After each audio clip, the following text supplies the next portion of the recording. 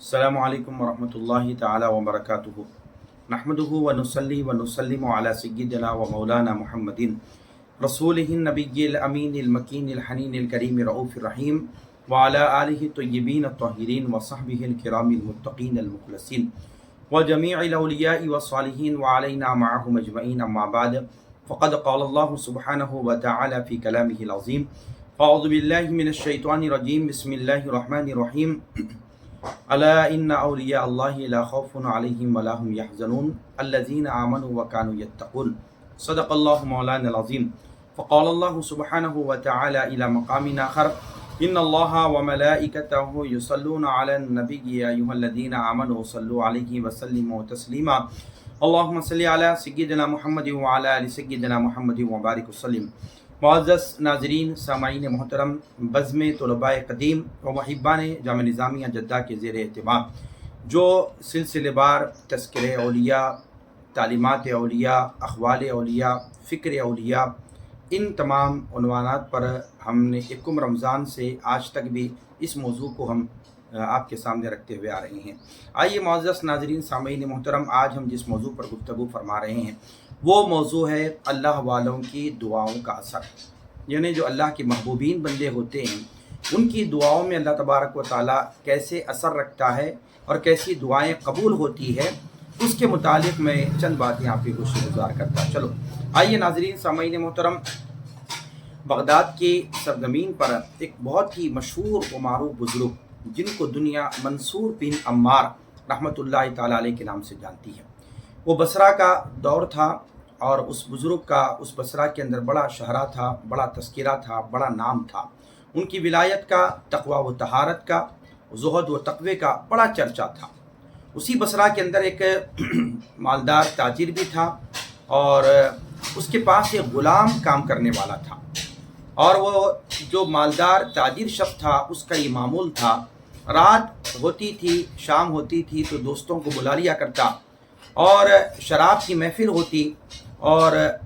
वो अपने ग़ुलाम को कहता कि जा बाज़ार से कुछ ले आ मेरे खाने के लिए, ताकि अपने दोस्तों के साथ बैठो, शराब पीने के साथ कुछ ग़िज़ा मिल जाए, कुछ खाने के लिए कुछ चीज़ मिल जाए। तो वो इस वजह से जो है उसका ये रोज़ का मामूल हुआ करता था। एक मरतबा उस शख्स ने अपने ग़ुलाम से कहा कि ये 4 दीनार ले जा, 4 दिरहम ले जा, बाज़ार से फ़लाँ चीज़ को ख़रीद कर ला, कुछ ही देर में मेरे दोस्त अहबाब आने वाले हैं और हमारी महफिल सजने वाली है। तो वो ग़ुलाम 4 दीनार लेकर वो निकला बाज़ार की तरफ और बसरा के बाज़ार में गया। जिसने मालिक ने कहा था कि जो चीज़ें ख़रीद के लाएँ वो ख़रीद के लाने के लिए वो गया। और वहाँ पर जब वो ख़रीद के लाने के लिए जिस वक्त वो गया और वहाँ बसरा के बाज़ार में चौराहे पर हज़रत मंसूर बिन अम्मार रहमतुल्लाहि ताला अलैह किसी गरीब और परेशान शख्स को लिए बाज़ार में खड़े हैं और लोगों से मुखातब होकर कह रहे हैं कि है कोई इस शख्स की मदद कर दे, इस शख्स को 4 दीनार की ज़रूरत है, अगर कोई इसे 4 दीनार दे देगा, 4 दिरहम दे देगा, मैं उसके लिए जो है 4 दुआएं करूँगा। तो हज़रत मंसूर बिन अम्मार की ये सदाएँ या निदाएँ बाज़ार में जारी बसारी थी और उस वक्त वो ग़ुलाम जो अपने मालिक के हुक्म से वो 4 दीनार लेकर बाज़ार में कुछ चीज़ों को ख़रीदने के लिए आया था, जब इसके कानों में ये बात गोशे गुजार हुई कि मंसूर बिन अम्मार के ये फरमान को उसने सुना है कोई ये ज़रूरतमंद की इस ज़रूरत को पूरी करेगा, 4 दिरहम देगा, मैं उसके लिए 4 दुआएं करूँगा। तो उस ग़ुलाम ने आगे बढ़कर मंसूर बिन अम्मार से फरमाया कि मंसूर बिन अम्मार, मेरे पास ये 4 दीनार व दिरहम है, मैं इस ज़रूरतमंद शख्स को दे देता हूँ। तो जब आपने उस ग़ुलाम ने उस ज़रूरतमंद को जो मंसूर बिन अम्मार जिसके लिए खड़े थे, जब वो 4 दीनार उस ज़रूरतमंद को दे दिया तो मंसूर बिन अम्मार ने खुश होकर फरमाया कि बता तेरी क्या वो 4 दुआएं हैं, क्या कि मैं अल्लाह के हुजूर तेरे लिए वो दुआएं करूं। तो उस ग़ुलाम ने कहा कि मंसूर बिन अम्मार से कहा कि मंसूर बिन अम्मार, मेरी पहली ये दुआ है कि मैं इस ग़ुलामी से नजात पालूँ, आज़ादी मुझे हासिल हो जाए। तो हज़रत मंसूर बिन अम्मार ने दुआ की, अल्लाह इस ग़ुलाम को ग़ुलामी से नजात अता फरमा दे। फिर उसके बाद मंसूर बिन अम्मार ने पूछा तेरी कौन सी दूसरी दुआ है बता। तो उस शख्स ने कहा कि मैंने ये जो 4 दिरहम इस शख्स को दिया है, आपके कहने पर इस ज़रूरतमंद को दिया हूँ, बस मुझे इस 4 दीनार व दिरहम का बदला मिल जाए। तो मंसूर बिन अम्मार ने अल्लाह के हुजूर दुआ की, अल्लाह ये जो 4 दीनार व दिरहम इसने मुझे इस ज़रूरतमंद को दिया है मौला, میں اس کے لیے تیری بارگاہ میں دعا کرتا ہوں مولا اس دینار و درہم کے بدلے اس کو مال عطا فرما۔ پھر اس کے بعد منصور بن عمار نے پوچھا بتا تیری کون سی تیسری دعا ہے؟ تو منصور بن عمار کے کہنے پر اس نے کہا کہ میری یہ خواہش ہے، میری یہ دعا ہے کہ میرے مالک کو توبہ کی توفیق نصیب ہو جائے اور میرا مالک توبہ کر لے اور اللہ کی بارگاہ میں اس کی توبہ قبول بھی ہو جائے۔ تو منصور بن عمار نے اس غلام کے مالک کے لیے اللہ کے حضور دعا کی کہ اللہ اس کے مالک کو توبہ کی توفیق عطا فرما، توبہ کی ہدایت عطا فرما، اس کی توبہ کو تو مولا قبول بھی فرما لے۔ تو اس کے بعد نے کہا منصور بن عمار نے کہا بتا تیری چوتھی کون سی دعا ہے؟ تو اس غلام نے کہا کہ حضرت میں یہ چاہتا ہوں کہ میری اور یہ تمام شرکائے مجلس کی، میرے آقا کی اور سب کی مغفرت ہو جائے، سب کی مغفرت ہو جائے، اس مجلس کی مغفرت ہو جائے، میری بھی ہو جائے، میرے مالک کی بھی ہو جائے، اور جتنے شرکاء آپ کے گرد و نواح کھڑے ہوئے ہیں وہ ساری مجلس کے لوگوں کی جو ہے مغفرت ہو جائے۔ تو منصور بن عمار نے اللہ کے حضور ہاتھ اٹھا کر دعا فرمائی کہ اللہ اس مجلس کی، اس غلام کی، اس کے مالک کی، ان سب کی میرے مولا ہم سب کی مغفرت فرما دے۔ یہ چار دعائیں منصور بن عمار نے اس غلام کے کہنے پر آپ نے اللہ کے حضور دعا کی۔ اب غلام جب گھر کی طرف جا رہا تھا دوبارہ اپنے مالک کی طرف، یہ ڈرتا ہوا جا رہا تھا کہ میرے مالک نے مجھے 4 درہم دیا تھا کچھ مال لانے کے لیے، کچھ کھانے پینے کی چیز لانے کے لیے، میں نے وہ 4 دینار و درہم اس ضرورت مند کو منصور بن عمار کے کہنے پر دے دیا۔ اب زیادہ سے زیادہ کیا کرے گا میرا مالک؟ مجھے مارے گا، مجھے ڈانٹے گا، میں مار کھانے کے لیے تیار ہوں، اس کی ڈانٹ ڈپیٹ کو سننے کے لیے تیار ہوں۔ بس دل کو مضبوط کرتے ہوئے، ہمت کرتے ہوئے جب وہ اپنے مالک کے پاس پہنچا تو اس کا آقا، اس کا مالک جذبے میں تھا، غصے میں تھا، جلال میں تھا، اور اس نے کہا کہ اے میرے غلام تو کہاں گیا تھا؟ اتنی دیر ہو گئی ہے کہ میں نے تجھے جو چیزیں لانے کے لیے کہا تھا کیا تو لایا کہ نہیں لایا؟ اتنی دیر کیوں لگا دی؟ میرے دوست احباب بیٹھے ہوئے ہیں اور تیرے انتظار میں کب تو آئے گا، کبھی ہماری محفل جمے گی۔ تو اس کے بعد اس غلام نے کہا منصور بن عمار اس آقا سے کہا کہ میرے آقا یہ بات تو سن لو، میں تو وہ تمہارے 4 دینار و درہم لے کر بازار گیا تھا تمہاری ضرورت کی جو چیزیں لے آؤں، لیکن منصور بن عمار اس اللہ کے ولی کسی ضرورت مند کے لیے کھڑے رہ کر ندائیں کر رہے تھے، ہے کوئی ضرورت مند کی ضرورت کو پوری کر دے، اس کو 4 دینار و درہم کی ضرورت ہے۔ تو میں نے وہ 4 دینار و درہم جو ہے اس کو دے دیا، اور بدلے میں نے منصور بن عمار سے 4 دعائیں کروائی۔ اس مالک نے پوچھا غلام سے تو نے منصور بن عمار سے کون سی 4 دعائیں کرائی؟ تو اس غلام نے کہا میرے پہلی دعا میں نے منصور بن عمار سے یہ کرائی کہ مجھے غلامی سے نجات مل جائے، میں جو تمہارا غلام ہوں اس غلامی سے نجات مل جائے۔ تو اس وقت منصور بن عمار کی وہ دعا انہوں نے اللہ رب العالمین کی بارگاہ میں فرمائی، میرے لیے دعا کی کہ میرے مولا اس غلام کو غلامی سے آزاد عطا فرما۔ تو جب یہ مالک نے یہ بات سنی تو خوش ہو کے فرمایا جا میں نے تجھے آزاد کر دیا، غلامی سے آزاد کر دیا۔ پھر اس کے بعد تو نے کون سی دوسری دعا کروائی؟ تو وہ غلام نے کہا کہ میں نے جو 4 دینار و درہم اس ضرورت مند کو دیا ہے اس کے بدلے مجھے مال مل جائے۔ تو منصور بن عمار نے میرے لیے دعا فرمائی تو مالک خوش ہوا اور اس نے 4000 دینار و درہم نکال کر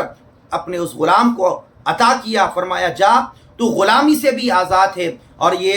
تو اس دینار و درہم کے بدلے تجھے مال چاہا، یہ 4000 دینار و درہم میں تجھے عطا فرماتا ہوں۔ پھر تیسری کون سی دعا کروائی منصور بن عمار سے؟ تو اس نے کہا کہ میں نے یہ دعا کروائی کہ آپ کو میرے آقا آپ کو توبہ کی توفیق نصیب ہو جائے، آپ توبہ کر لیں، اللہ آپ کی توبہ کو بھی قبول فرما لے۔ میں نے یہ دعا کروائی توبہ کی توفیق نصیب ہو جائے اور آپ کی توبہ بھی قبول ہو جائے۔ تو اسی وقت اس آقا نے اللہ کے حضور گڑ گڑاتے ہوئے، روتے ہوئے، اپنے گناہوں پر شرمندہ ہوتے ہوئے، اپنے کیے پر نادم ہوتے ہوئے اللہ کے حضور سچی توبہ کی، کہا میرے مولا اب دوبارہ کبھی گناہ نہیں کروں گا، اب کبھی دوبارہ شراب نہیں پیوں گا، رنگ رنگلیوں سے دور ہو جاؤں گا۔ اس نے سچی توبہ کر لی۔ اور آپ نے پوچھا، پھر اس آقا نے پوچھا کہ بتا تو نے چوتھی کون سی دعا کروائی؟ تو اس وقت اس غلام نے کہا کہ میں نے یہ دعا کروائی کہ اللہ رب العالمین کے بارگاہ میں منصور بن عمار نے یہ دعا کی کہ یہ دعا میں نے کروائی کہ میری اور آپ کی حاضران مجلس کی مغفرت ہو جائے، میں نے یہ دعا کروائی۔ تو اس وقت میں اس مالک نے کہا کہ یہ 3 چیزیں تو میرے اختیار میں تھی، تجھے آزاد کر دینا، اس مال کے بدلے مال کا مل جانا، توبہ کرنا، یہ 3 معاملات میرے اختیار میں تھے، مگر چوتھا میری مغفرت کا معاملہ ہو یا تیری مغفرت کا معاملہ ہو یا اس منصور بن عمار کی مجلس کی وہ تمام لوگوں کی مغفرت کا معاملہ ہو، یہ میرا ذمہ نہیں ہے، یہ میرے اختیار میں نہیں ہے۔ بس اس نے یہ دعاؤں کو سن لیا، رات سو گیا مالک، خواب میں کوئی کہنے والا کہتا ہے اے میرے بندے تیرے اختیار میں 3 چیزیں تھیں اور تو نے کر دیا، اور میرے اختیار میں تیری مغفرت کا معاملہ رہا، وہ چوتھی دعا کا تعلق میری بارگاہ سے رہا ہے، تو لہٰذا ہاتف غیبی سے آواز آئی 3 کام تو تیرے ذمہ تھا، تو نے جو ہے میرے اس بندے کو تو نے آزاد بھی کر دیا جو تیرا غلام تھا، اس کو بدلے مال بھی عطا کر دیا، اور تجھے توبہ کی توفیق بھی نصیب ہو گئی، اور چوتھا معاملہ اس مجلس کا تیرا اس غلام کی مغفرت کا تھا، تو سن لے ہم نے تیری بھی مغفرت فرما دی، تیرے غلام کی بھی مغفرت فرما دی، اور جتنے شرکائے مجلس تھے ہم نے ان سب کی مغفرت فرما دی۔ سبحان اللہ، کیا پتہ چلا منصور بن عمار اللہ کے اس ولی کامل کی دعاؤں میں ایسا اثر تھا کہ آپ نے 4 دعائیں اس غلام کے کہنے پر، اس کی جو خواہش تھی آپ نے اس 4 دینار کے بعد اس غلام کے لیے آپ نے دعا فرمائی، اللہ کے حضور اللہ کے اس محبوب بندے کی دعائیں ایسی قبول ہو گئی کہ اللہ تبارک و تعالیٰ نے ان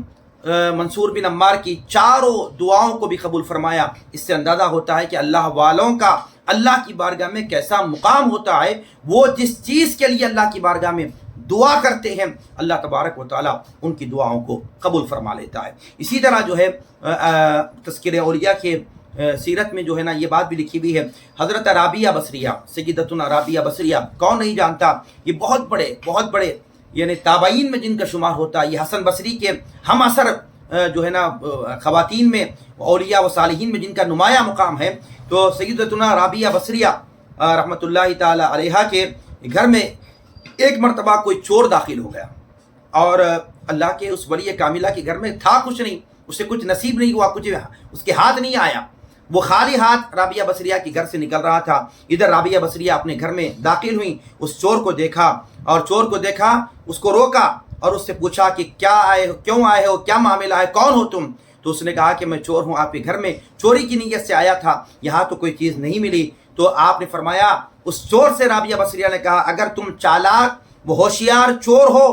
تو کوئی شے لیے بغیر تم میرے گھر سے نہیں جا سکتے، اگر تم چالاک ہو، ہوشیار چور ہو، خالی ہاتھ میرے گھر سے تم نہیں جا سکتے، آئے ہو تو کچھ نہ کچھ ساتھ لے کر جانا ہوگا۔ تو اس نے کہا مجھے تو کوئی شے نہیں ملی آپ کے گھر میں۔ تو آپ رابعہ بصریہ نے فرمایا اے غریب شخص، اس میرے گھر میں میرے حجرے میں ایک لوٹا تو ضرور رکھا ہوا ہے، جا اس لوٹے کو پانی سے بھر لے، اس سے وضو کر لے، میرے کمرے میں میرے حجرے میں داخل ہو جا اور 2 رکعت نماز ادا کر، یہاں سے تو کچھ نہ کچھ لے کر ضرور جائے گا۔ وہ چور لوٹا لیا، وضو کیا، اور آپ کے کہنے کے مطابق وضو کیا، اس نے جو ہے پھر اس کے بعد حجرے میں داخل ہوا، مصلی بچھایا اور نماز کے لیے کھڑا ہو گیا۔ تو جس وقت یہ چور مصلی پر کھڑا نماز کے لیے کھڑا ہو گیا، سیدتنا رابعہ بصریہ اپنی نگاہیں آسمان کی طرف اٹھائی، اپنے ہاتھوں کو اللہ رب العالمین کے حضور دراز کیا اور یہ دعا اس طرح دعا کی، اے میرے مولا، اے میرے رب، یہ شخص میرے پاس آیا لیکن اس کو کچھ نہیں ملا، اس کو کچھ نہیں ملا، اب نہ ملا، اب میں نے اسے تیری بارگاہ میں کھڑا کر دیا۔ اللہ اکبر، میرے حجرے میں تجھے کچھ نہیں ملا مولا، میں نے اسے تیری بارگاہ میں کھڑا کر دیا ہے، اسے اپنے فضل و کرم سے محروم نہیں کرنا، میرے مولا اسے محروم نہ کر، اپنے فضل و کرم سے اسے محروم نہ کر۔ جب وہ نماز سے فارغ ہوا، جب وہ چور نماز سے فارغ ہوا تو اس کو عبادت کی لذت نصیب ہوئی، وہ 2 رکعت پڑھنے کے لیے کھڑا تھا لیکن ایسی لذت اسے نصیب ہوئی، چنانچہ وہ ساری رات کے آخری حصے تک وہ نماز میں ہی مشغول رہا۔ جب سحری کا وقت ہوا، سحر کا وقت ہوا تو رابعہ بصریہ تشریف لے گئیں، اور جب رابعہ بصریہ تشریف لے گئیں اسے حالت سجدے میں دیکھا،